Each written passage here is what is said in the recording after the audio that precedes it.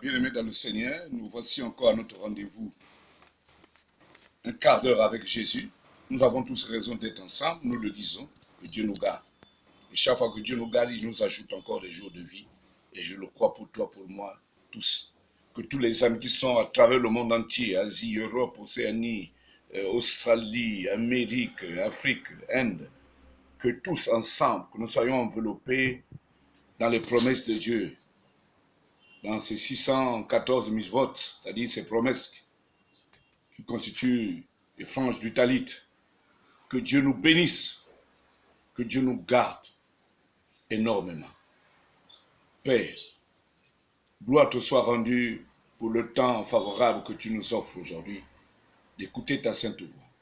C'est un privilège et un honneur que d'entendre la voix du Créateur. Et nous en sommes très heureux. Fais descendre ta parole comme de la pluie, comme la rosée du mont Hermon. Et que ta gloire apparaisse au nom de Jésus. Amen. Excusez-moi. Voilà.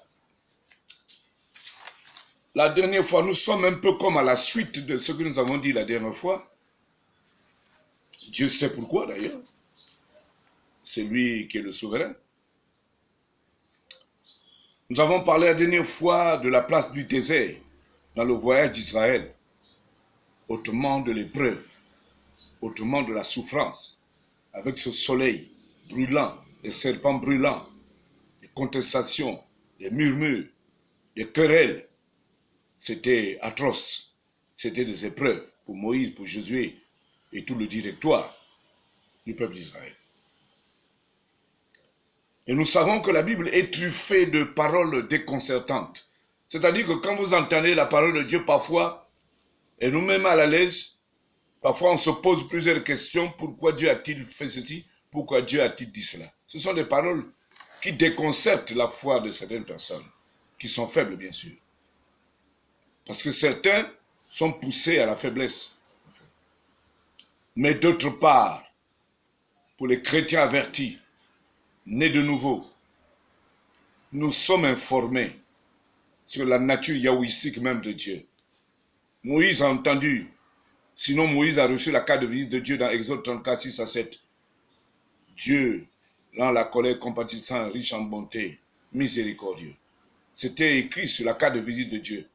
Et là, Moïse a découvert qu'en dépit des vicissitudes, en dépit des troubles qu'il vivait, en dépit des problèmes, des difficultés qu'il encourait, la carte de visite mentionnait bien la nature de la bonté, de la miséricorde, de la compassion, de la richesse de sa bonté de la part du Seigneur. Bien-aimés, c'est pour ça que lorsque la Bible enseigne clairement sur l'épreuve, sur la souffrance, nous commençons à comprendre que oui, la souffrance, l'épreuve, c'est la conséquence directe de l'injustice sociale dans le monde. C'est la conséquence directe de la manifestation du péché qui a été consommé dans le jardin d'Éden. Et certains se posent la question, pourquoi je souffre? Comme dit le psalmiste, pourquoi ma plaie ne finit pas? Pourquoi mon honneur est-il outragé? Pourquoi? Dieu nous invite à considérer aujourd'hui le bien fondé de l'épreuve. Nous l'avons dit, nous le disons souvent, et nous aimons bien ces paroles de Proverbe 16, 4. L'Éternel a tout fait pour un but, tout pour un but, pour un objectif. Et nous disons dans le psaume 115, verset 3, l'Éternel fait tout ce qu'il veut, tout ce qu'il veut. Donc c'est dire que quand l'épreuve arrive, il y a un but. Et nous disons souvent, derrière la difficulté se trouve l'intelligence de Dieu. Derrière ton problème se trouve l'intelligence de Dieu. Derrière l'Égypte se trouve Canaan. Derrière le désert se trouve Canaan. Derrière le désert se trouve le verger, se trouvent les étangs. Derrière la maladie se trouve la guérison. Derrière le chômage se trouve le travail. Eh oui, Dieu a tout fait pour un but. Et nous sommes encouragés. Et nous comprenons dans un sens plus profond que l'épreuve est un signe, une marque distinctive pour ceux qui sont heureux en Jésus-Christ. L'épreuve est une marque, un signe distinctif, un peu à la manière des anciens combattants qui sont truffés de médailles sur la poitrine. Et nous aussi, nos médailles, c'est l'épreuve. Ce sont les épreuves que nous endurons. Ce sont des signes. Pour ceux qui résistent, bien sûr. Matthieu 5, 10, 12. Heureux ceux qui sont persécutés à cause de moi, car c'est ainsi que les premiers prophètes ont été persécutés. Heureux. Heureux, bien-aimés. 1 Pierre 1, quoique maintenant, puisqu'il le faut, soyez attisés par diverses épreuves, afin que l'épreuve de vos foi, plus précieux que l'or véritable, et pourtant, pour cependant, la gloire, l'honneur, la puissance lorsque Jésus-Christ apparaîtra. Pierre, le champion du conseil dans les épreuves, il dit dans 1 Pierre 4, 12, ne trouvez pas étrange les persécutions dont vous êtes objet. Alléluia. Paul également champion, l'ex-meurtrier. Il dit dans Romains 8, 18, j'estime que les souffrances du temps présent ne sauraient être comparées à la gloire à venir. Mais lorsque nous voyons la souffrance, nous sommes déconcertés, nous sommes abattus. Mais nous voulons dire aujourd'hui que l'Éternel a tout fait pour un but. Et l'Éternel fait tout ce qu'il veut. Il a voulu que son peuple passe par le désert, il les a fait passer.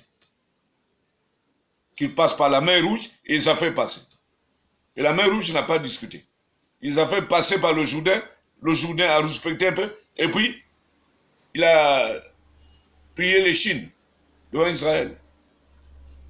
Oh, j'aime bien le psaume 114, lisez le psaume 114. Les merveilles de Dieu. Quand Dieu délivra Israël, la mer rouge recula. Le Jourdain vit Israël et recula. Les montagnes sautèrent comme des béliers. Extraordinaire.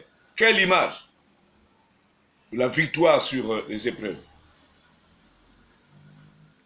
Alors, voyons ce que c'est qu'en réalité l'épreuve. Premièrement, l'épreuve est la conséquence du jugement de Dieu. Ça, nous le savons.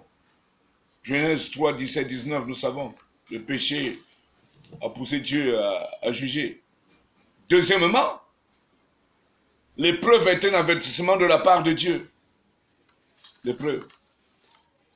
Dieu nous parle. Luc 13, 1 à 5. Alléluia.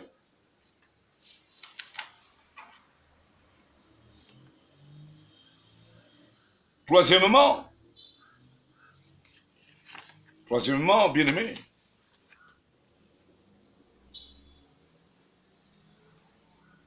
l'épreuve nous rapproche de Dieu. Combien de gens qui souffrent à travers le monde entier ne sont-ils pas en train de chercher le Seigneur? Et nous tous qui sommes devenus des dispensateurs, nous avons des origines semblables à celles que vivent nos bien-aimés qui sont en train de chercher le Seigneur. Eh oui, c'est un moyen pour Dieu pour nous rapprocher de lui. Et voyons à présent, dans un deuxième temps, l'identité de l'épreuve, sa nature, son identité. L'épreuve est une nécessité, comme a dit 1 Pierre 1, 6. L'épreuve, c'est comme un cadeau, un don que Dieu nous a fait. Eh oui, regardez 1 Pierre 1, 7. Afin que l'épreuve de votre foi, plus précieuse que l'or véritable, qui cependant est éprouvé par le feu, ait pour résultat. Si l'or ne passe pas par le feu, le résultat sera médiocre. Si l'or reste intact sans passer par le feu, bien aimé, le résultat c'est que l'or ne vaudra absolument rien. La valeur sera non pas exponentielle, mais la valeur aura vraiment, ce sera une valeur de vanité. Philippiens 1, 29 dit, il vous a été fait par la grâce par rapport à Christ, non seulement de croire en lui, mais encore de souffrir pour lui. C'est un don, une grâce. C'est déconcertant, hein, cette parole. L'épreuve que tu subis, que je subis, que nous subissons, c'est un sujet de joie. Oh, quelle parole déconcertante. Je vous le disais au début, que lorsque nous lisons la Bible, à un certain moment, les paroles sont déconcertantes. Ça dit que nous ne comprenons rien et ça pousse ceux qui sont faibles dans la foi à capituler, à abandonner. Comme certains ont abandonné, selon Hébreux 3, 12 à 19, dont les cadavres sont tombés dans le désert. Non, ne tombe pas, mon frère. C'est un sujet de joie. Jacques 1, 2. Mes frères, regardez comme un sujet de joie complète les diverses épreuves auxquelles vous pouvez être exposés. Je parle à un homme et une femme exposés à des épreuves. Au moment où je parle, tu es dans une épreuve, tu es dans des épreuves. C'est un sujet de joie. Le psaume 126, 5 à 6. Ceux qui sèment avec larmes moissonneront avec chant d'allégresse. Extraordinaire parole de Dieu. Extraordinaire. Une parole déconcertante, mais qui nous place sur le podium des vainqueurs. Alléluia. L'épreuve, une autre nature, mais c'est la volonté exprimée de Dieu. Isaïe 45, verset 7. Je forme la lumière, je crée les ténèbres. Je donne la prospérité et je crée l'adversité. C'est dans la volonté de Dieu. Bien aimé. Et le troisième tableau que nous voulons aborder, c'est les actes bienfaiteurs de l'épreuve. Qu'est-ce que l'épreuve apporte? Premièrement, l'épreuve est nécessaire pour purifier notre foi. 1 Pierre 1, 6 à 7. L'or qui est purifié, ça parle de la foi. C'est le premier acte de l'épreuve. Ton épreuve, ça purifie ta foi. Ça pousse même à la crainte de Dieu. Le deuxième acte, l'épreuve produit la sainteté, sans laquelle personne ne verra Dieu. Hébreux 12, 14. Eh oui. Troisième acte, l'épreuve engendre la patience. Jacques 1, 2 à 4. Mes frères, regardez comme un sujet de joie complet des diverses épreuves auxquelles vous pouvez être exposés, sachant que l'épreuve de votre foi produit la patience. Mais il faut que la patience accomplisse parfaitement son œuvre, afin que vous soyez parfaits et accomplis sans faillir en rien. L'épreuve qui est amarrée, accrochée à la foi.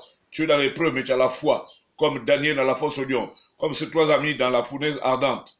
Bien aimé, quand l'épreuve est collée, accrochée, amarrée à la foi, ça produit la patience. Et là, c'est Jérémie qui vient à l'oreille te susurrer, te dire, il est bon d'attendre en silence le secours de l'Éternel. Eh oui, et Jérémie a raison de nous le dire. Quatrième acte de l'épreuve. L'épreuve peut protéger contre l'orgueil. 2 Corinthiens 12, 7 à 10. L'épreuve te protège de l'orgueil,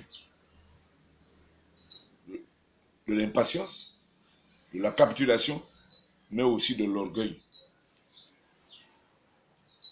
2 Corinthiens 12. Et pour que je ne sois enflé d'orgueil à cause de l'excellence de ces révélations, il m'a été mis une écharpe dans la chair, un an de Satan, pour me souffleter et m'empêcher de m'enorgueillir. 3 fois j'ai prié le Seigneur de l'éloigner de moi, et il m'a dit, ma grâce te suffit, car ma puissance s'accomplit dans la faiblesse. Alléluia. 5e acte, l'épreuve produit la compassion. 2 Corinthiens 1, 3, 4. Béni soit Dieu le Père, notre Seigneur Jésus-Christ, le Père des miséricordes et le Dieu de toute consolation, qui nous console dans toutes nos afflictions, afin que par la consolation dont nous sommes l'objet de la part de Dieu, nous puissions consoler ceux qui se trouvent dans l'affliction. L'épreuve produit la compassion. Quand l'autre, la compassion, ce n'est pas la pitié. Ce sont deux mots différents. La pitié, dans la pitié, il n'y a que la pensée, mais il n'y a pas l'action. Mais la compassion, il y a la pitié plus l'action de subvenir aux besoins de celui qui est en proie à des problèmes. C'est ça la compassion. Compatissant. Alléluia. 6e acte, l'épreuve peut nous rapprocher de Dieu. Hébreux 12, 14. 2 Corinthiens 1, 8 à 10. L'épreuve nous rapproche de Dieu. Moi, je me suis rapproché de Dieu à cause des épreuves. J'espère que c'est pour toi aussi. Mais il n'y a pas de honte à cela. C'est le moyen de Dieu pour nous appeler. Eh oui. Alors, tout ce que nous avons vu montre à raison que l'épreuve est en réalité un grand bien pour ceux qui ne connaissent pas Dieu. Elle est nécessaire comme l'apôtre Paul indique dans 2 Corinthiens 4, 17 et 18. Nos légères afflictions du moment présent produisent pour nous, au-delà de toute mesure, un poids éternel de gloire, parce que nous regardons non point aux choses visibles, mais à celles qui sont invisibles, car les choses visibles sont passagères et les invisibles sont éternelles. 7e acte, l'épreuve produit l'humilité. Posez la question à Jacob si vous le voyez. Posez la question à Naaman si vous le voyez. L'épreuve a produit l'humilité. Alléluia. 8e acte, l'épreuve nous prépare et nous qualifie pour la bénédiction à venir. 1 Pierre 1, 7.